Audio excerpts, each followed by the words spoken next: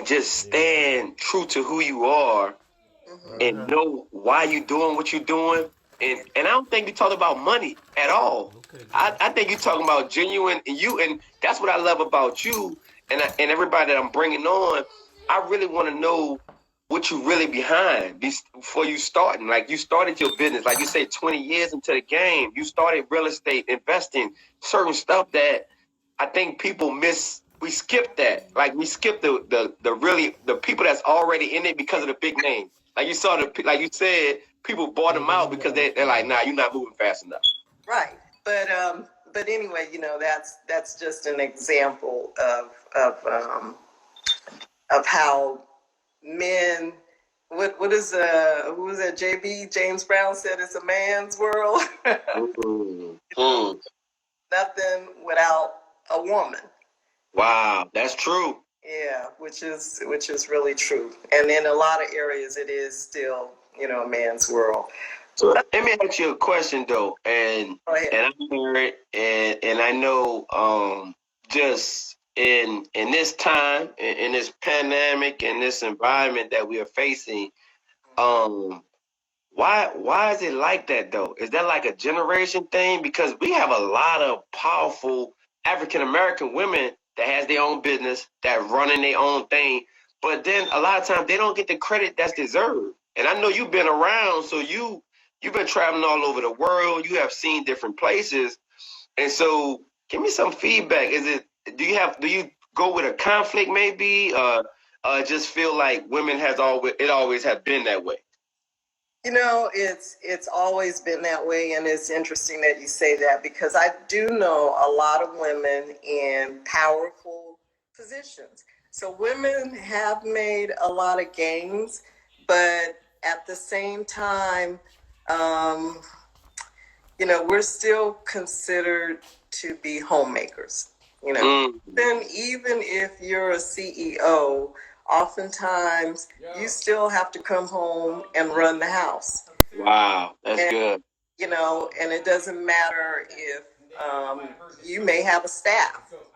You may have housekeepers, you may have a cook, you may have all of that. But at the end of the day, you're still the one who's running it. Wow. So we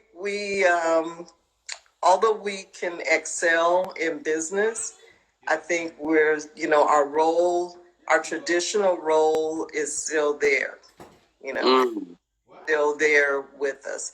And that's probably the other reason why it makes it so hard to break into different fields and to advance, to go up the ladder. Because of those old traditional things. Now we've come a long way, and I was watching a movie, and if you haven't seen it, you definitely need to. Madam C.J. Walker. Ooh, that's good. That was a good one. Have you seen it? Yes, I have. And what's crazy that I didn't even know about her story like that until I watched the video. I see some people. What's up, Ham? What's going on, Erica? I saw Erica came on too. That's gonna be another one. But what's crazy about it though, Miss Venita, that I never knew that whole story about her. And that's crazy. She had that much power. Yes. That was in the 1800s. We're talking the 1800s because she didn't die till 1910. So she died at the turn of the century early. So all of this was going on in the 1800s, and I knew about her products. I knew that it was, the first female, not black, the first female millionaire. Talk to him. Yes, but I didn't know her backstory either. And that is inspiring not only for women, but for men too. What that tells you is that in spite of the barriers that are out there, you can break through. That's good. You can break through. But there's sacrifice. Woo! Talk to him. And you need a team. You can't break through unless you have someone in your corner. Better write it down, y'all. Networking. If you can just get one, that's all you got to do is kind of, connect with one person in the group. That's right. Once they start to feel comfortable with you, then they're the ones who pull you in. Because the old Antonio was here, and now I'm here. Mm-hmm. So I think when people see me, they see this person and don't realize I'm the same person, but I have grown in my business aspect. I have grown in partnership, and I have grown in comparing everybody together. Like I tell people, I don't care if I got one viewer. One viewer is enough, and one can bring three can bring six. In addition, I think people look at the statistics, and when I first started, this was in the basement.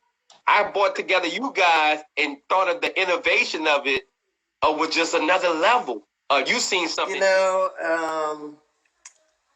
When you have a group of like-minded people, it's powerful. And it's not only powerful for you, but it's powerful for everyone. Because everyone can feed off of that. Wow.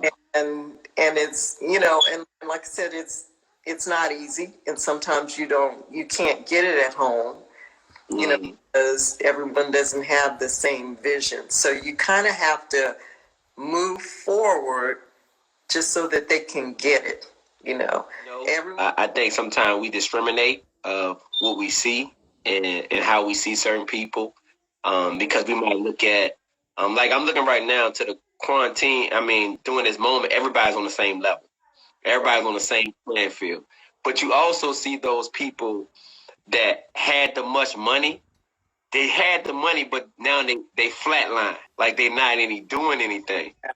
Yeah, right. So, and I was just thinking that same thing.